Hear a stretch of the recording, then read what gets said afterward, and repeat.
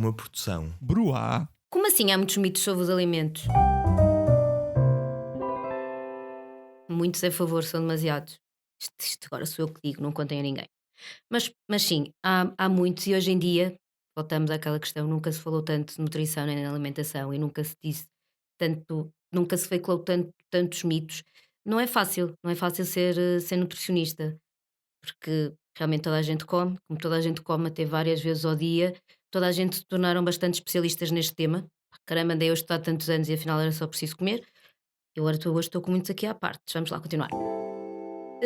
E estas pessoas depois têm sempre uma opinião bem robusta e segura, típica de quem sabe suficientemente pouco para nunca ter dúvidas, porque quem sabe alguma coisa tem dúvidas. Eu tenho bastantes dúvidas, e mesmo para os nutricionistas, mesmo para mim, nem sempre é fácil perceber, às vezes, informações que são tão certas ou tão erradas. Há muita informação disponível, e esse filtro que se eu sinto que nem sempre é fácil, acredito que para a maior parte das pessoas seja mesmo muito, muito difícil. E é preciso ter atenção uma coisa: nem tudo o que aparece no Google ou nas redes sociais é mau, da mesma forma que nem tudo que aparece em bases de dados mais científicas é bom. É muito importante ter isto em mente.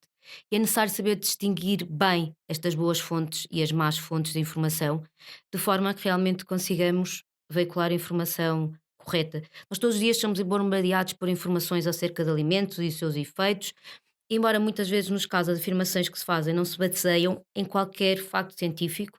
Portanto, as pessoas dizem isto e depois aquilo vai passando de boca em boca, e quando andamos por ela há aqui informações mitos, que as pessoas até chegam à consulta que eu nem consigo perceber muito bem de onde se chega, de onde é que vem aquilo. Neste sentido, venho percebendo que apesar de todos os avanços na área e na ciência, há muitos, muitos mitos nesta área, e portanto hoje vamos falar sobre alguns. Muitas vezes é dito, é escrito, está nas redes sociais, então este aqui no Instagram, basicamente é o pontapé, é que o óleo do coco é a melhor gordura. Não é de toda a melhor gordura. A melhor gordura é o nosso belo azeite. Em relação ao óleo do coco, houve uma promoção excessiva e não fundamentada do óleo do coco. O óleo do coco acaba por ser um produto de marketing. Ganhou notoriedade, penso eu, porque é um alimento diferente, é uma gordura exótica, não é? Tipo, o azeite a gente toda a vida teve, de repente chegou o óleo de coco, uau! Mas não deixa de ser uma gordura saturada. Apesar dos ácidos gordos que tem saturados não serem dos piores, não deixa de ser uma gordura saturada, e nós sabemos que as gorduras saturadas são aquelas menos boas para a saúde, mas está provado, a ciência provou que o seu consumo aumenta os níveis totais de colesterol, quer o colesterol bom, mas também o colesterol mau, o LDL. Além de não ter benefícios a nível nutricional, é uma gordura exatamente como as outras e, como tal, tem um aporte calórico muito grande. Ao contrário que muitas pessoas defendem, é que emagrece, não emagrece de todo. Outro fator importante: o preço. O óleo de coco é mais caro que o azeite, não faz qualquer sentido. Aqui ligado com o azeite, depois também há pessoas que dizem: então se o azeite é uma gordura saudável, não engorda. Não. Realmente o azeite é a melhor gordura, mas engorda tanto como as outras. 1 grama de gordura fornece 9 calorias. Quer seja o azeite, quer seja o óleo de coco, quer seja a banha de porco, 9 calorias. Portanto, o azeite é uma gordura excelente, é rico em antioxidantes, ajuda ao funcionamento do aparelho cardiovascular e, como tal, vai ser preferível às outras gorduras, sobretudo às saturadas. Mas o seu consumo deve ser sempre com conta, peso e medida. A palavra-chave é moderação. Nós não vamos afogar os legumes, nós não vamos pegar na garrafa e virar meia garrafa para dentro da sopa porque é saudável. Vamos ter moderados. Vamos buscar as coisas boas do azeite com moderação.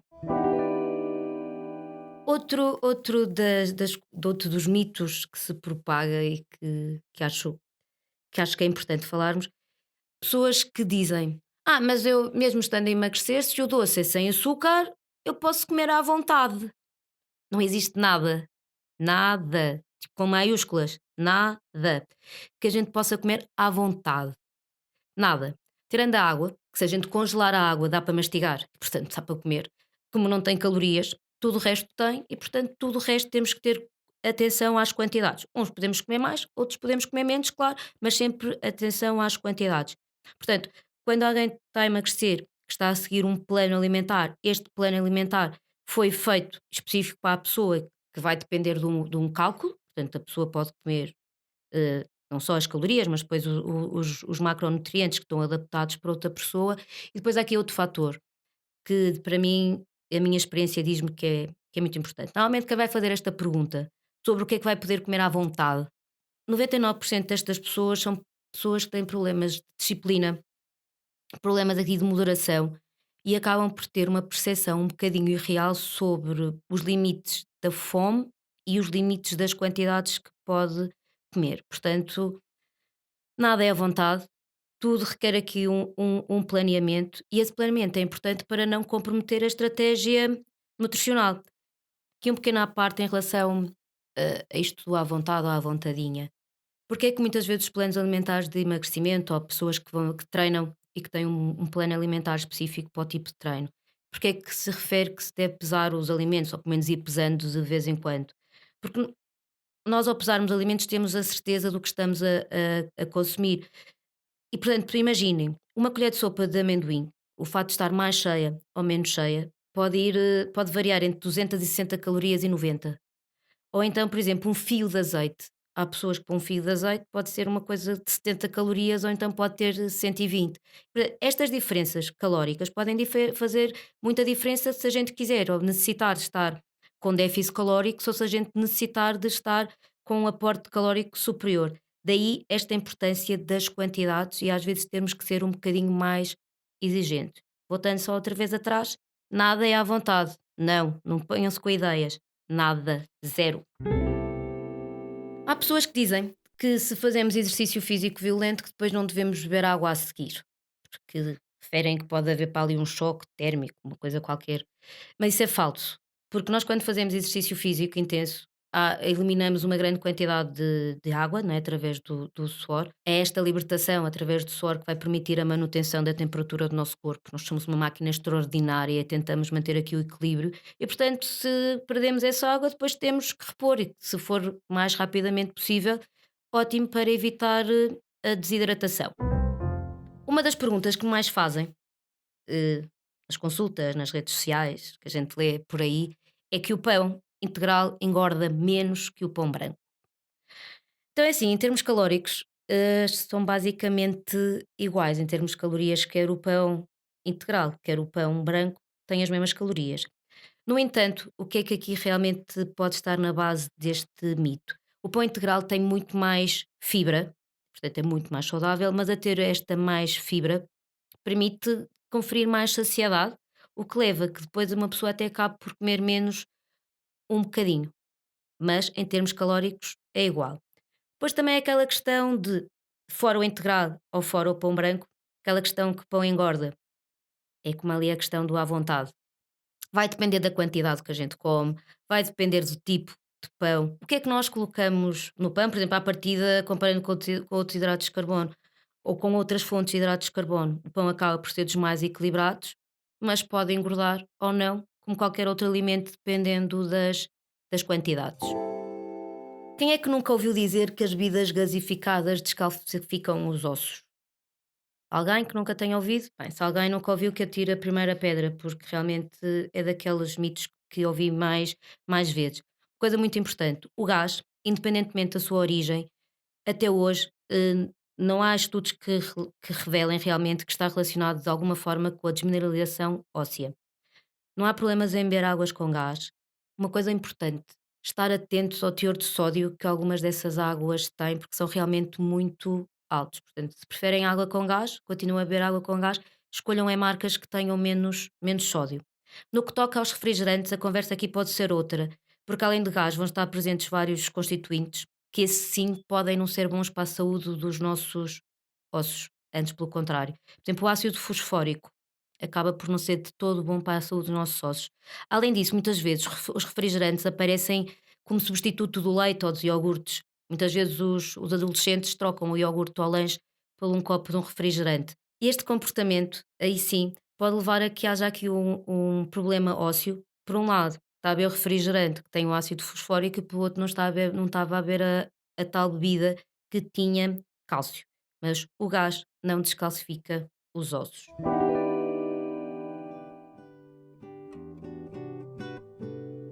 Se estás a gostar de ouvir este podcast, passa também pelo A Culpa é Delas. É um podcast que não é sobre feminismo, é o feminismo. Olá, eu sou a Patrícia e se quiseres ouvir o A Culpa é Delas, estamos contigo todas as segundas-feiras.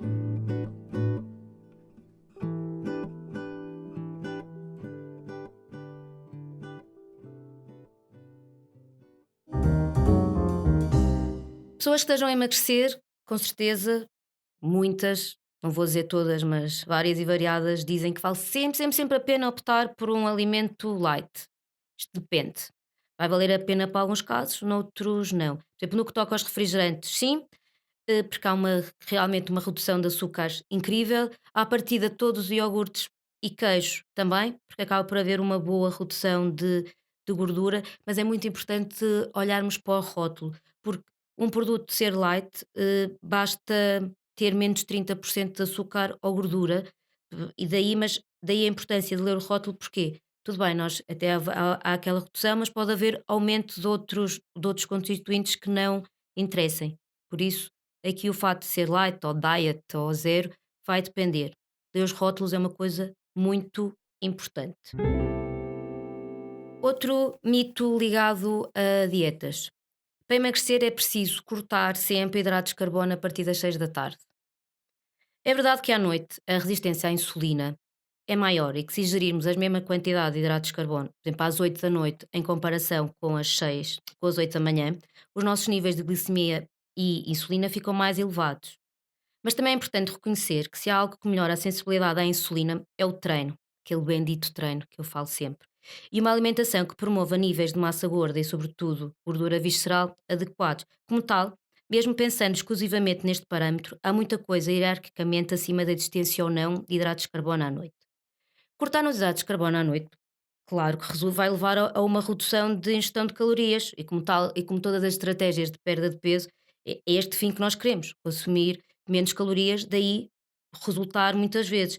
Uma coisa importante, não vamos é cortar o hidrato de carbono e depois comer o dobro de carne ou peixe no prato, ou então afogar os legumes em azeite. Outra coisa fundamental, a pessoa não come hidratos de carbono ao jantar, mas depois fica muito desconsolada e normalmente este desconsolo vai descambar ali nos doces e nas bolachas pós-jantar. Pronto, assim, não existe a mínima evidência de que hidratos de carbono ao jantar ou à noite sejam mais engordantes do que consumidos noutra altura do dia. E mais importante que isso, até porque se comem alimentos e não nutrientes, é importante reconhecer o padrão de consumo e esses sim que estão associados ao ganho de peso. Os snacks pós-jantar são terríveis, porque normalmente são ricos em açúcar e gordura e depois ainda leva a que a pessoa não consiga parar de comer.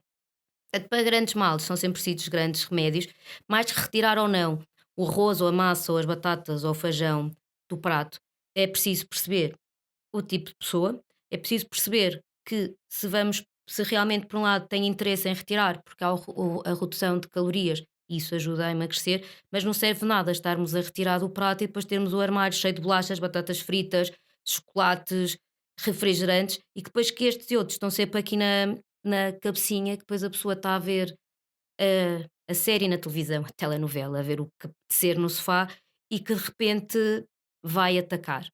Daí é importante perceber, pode haver hidratos de carbono depois das 6 e a pessoa emagrecer? Pode. Os ovos, os meus queridos e amados ovos, que durante muito tempo foram considerados os maus da fita em relação ao colesterol. Realmente o colesterol existe em alta quantidade, uma quantidade apreciável na gema do ovo.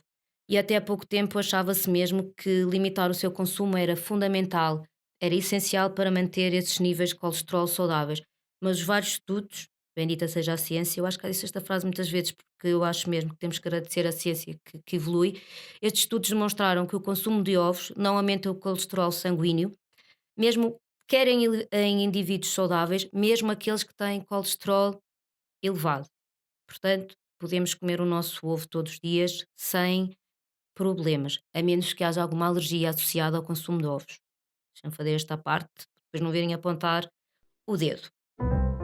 Aqui uma coisa que me dizem, isto aqui acontece muito, dizem muito na consulta. Não é toda a gente, felizmente, porque há muita gente que cumpre, mas há pessoas que me dizem assim: Ana, eu estou em déficit calórico, tenho a certeza absoluta que estou em déficit calórico e não consigo emagrecer. Então é assim, se não consegue emagrecer, e emagrecer é diferente de perder peso, mas se não consegue emagrecer é porque não está em déficit calórico. Portanto, nós quando estamos em déficit calórico emagrecemos sempre. Portanto, aqui alguma coisa não está a correr bem. De alguma forma, as calorias que está a gastar são inferiores àquelas que está a ingerir. É uma coisa fundamental para a pessoa então tentar encontrar o problema, é analisarmos os hábitos alimentares e de exercício, pois a causa de não estar a emagrecer estará aqui. Há um erro muito grande que é de sobrevalorizar o exercício e subvalorizar o que se come. É importante não cair nesta tentação de fazermos, acharmos que treinamos mais do que aquilo que comemos. Outro Outra tentação que muitas vezes acontece é: ok, então se eu tenho que estar em déficit calórico, então vou reduzir ao máximo o que é que eu como. O que é que acontece a esta redução drástica? Passado uns dias, a pessoa depois vai desatar a comer tudo e mais alguma coisa que lhe apareça à frente. Como subvaloriza o que come, vai só se lembrar daqueles dias em que comeu pouquíssimo e esquece que andou a compensar a seguir.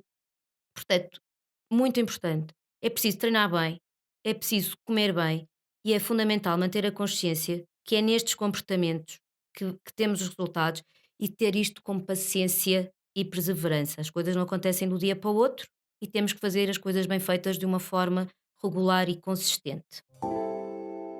A celulite, embora a gente agora esteja aqui no inverno, não se fala tanto, mas a celulite é sempre aqui um tema frequente quando se fala de alimentação.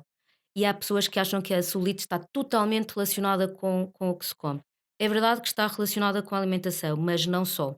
Cerca de 80% das mulheres, independentemente do peso, têm predisposição genética para ter este problema. Esta coisa que nos pode dar cabo aqui das coxas e do rabo e depois fica com os buracos. Eu não tenho porque eu faço exercício, tá? Tá? Mas sim, a alimentação tem aqui uma questão, mas a genética também tem peso. E ainda não foi descoberta a solução para resolver estes problemas da casca de laranja. Enquanto não há esta solução milagrosa, o que é que vale a pena a gente fazer? Por um lado, não gastar rios de dinheiros em cremes. Se realmente querem comprar os cremes, falem com o dermatologista, que é a pessoa mais certa e correta para encontrar a solução certa para o seu caso. Melhor mesmo é fazer exercício físico. Acho que já falei disto do exercício. Por um lado, vai ajudar muito com a circulação e melhorando a circulação, conseguimos reduzir um bocadinho deste problema inflamatório, porque a celulite é fruto de um processo inflamatório. E, portanto, o que é que a gente também pode fazer além do exercício? Tentarmos aproveitar o máximo de fontes antioxidantes, como por exemplo as frutas, como a laranja ou o kiwi, os brócolos, pimentos, agriões, beber chá verde, usar especiarias, usar ervas aromáticas, que são todos ricos em antioxidantes. E depois outra coisa fundamental, reduzir alimentos muito açucarados e salgados. Tudo bem, come bem, treina bem e mesmo assim continua aqui com esta tal casca de laranja. Pode aqui deitar culpa à genética, mas pense, não fizesse nada destas coisas bem, ia estar pior. Portanto, vamos fazer aqui as coisas bem feitas. Quem tem crianças ou quem já teve em festas com crianças, crianças no geral, há sempre aquela questão que é o açúcar que as deixa muito hiperativas. Mas a dúvida é a excitação das festas que deixam as criancinhas, ou quando muitas crianças estão juntas, que deixam as crianças hiperativas, ou será a quantidade de açúcar que acabam por comer nestes dias? A verdade é que não há uma conclusão, algo que seja realmente conclusivo que diga que existe esta associação. Por um lado, a ingestão de açúcar pode mesmo levar à produção de serotonina, sim. Por outro, uma eventual hipoglicemia reativa, ou seja, a gente quando come muito açúcar, depois pode haver uma hipoglicemia reativa. E esta hipoglicemia reativa também pode aumentar a irritabilidade e diminuir os níveis de concentração das crianças. Porém, como a maioria dos alimentos selecionados às crianças tem esta conjugação explosiva, não só de açúcar como de aditivos, e algum destes aditivos, sim, está comprovado que potenciam comportamentos hiperativos, o melhor é mesmo não dar doce ou então controlar as doses. Mas a questão é, não sabemos ainda se é do açúcar, se é dos tais aditivos. Mas também as crianças não devem comer muito açúcar, portanto, vamos reduzir as doses. Pois há aquela bela questão da água, que é a água nunca à refeição. Nós estamos todos muito proibidos de beber água à refeição. Não estamos.